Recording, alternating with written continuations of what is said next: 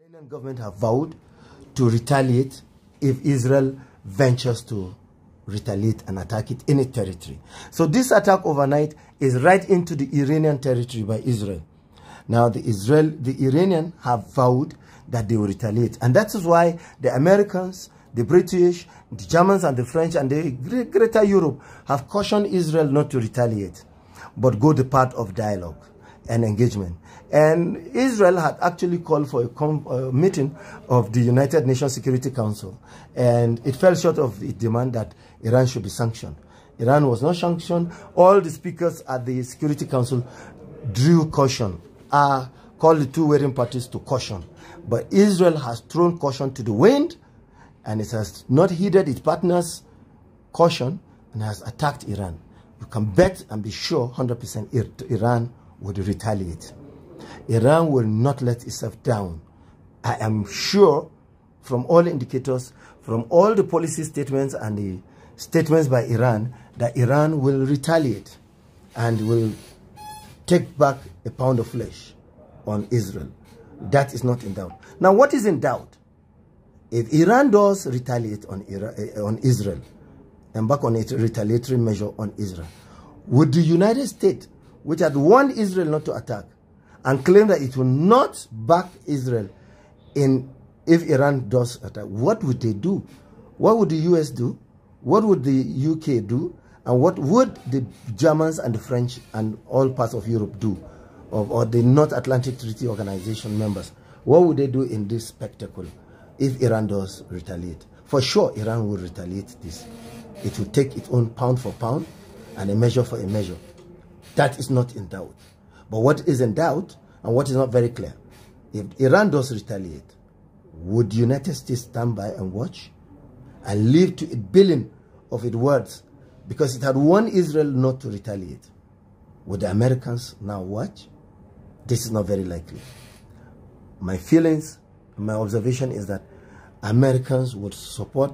They will not be involved directly, but indirectly they will support Israel with arms and armaments and equipment and logistics. And likewise the French, the Germans and the Europeans, other Europeans and the UK, they will support Israel with weapons, but they will not be involved directly in a conflagration of war with Israel. For now, in the immediate. But as this conflagrates, it will be very difficult for a country to stand by and watch. So we're seeing a scenario going to unfold that if Iran attacks Israel, what would the United States do? What would the UK government do? The French and the Germans? Would they stay aloof? Would they watch? That is not very likely. Now, the other dimension again, the outlier dimension is, what would Russia do? Russia is a great ally of Iran. China is a great ally of Iran. North Korea is a great ally of Iran.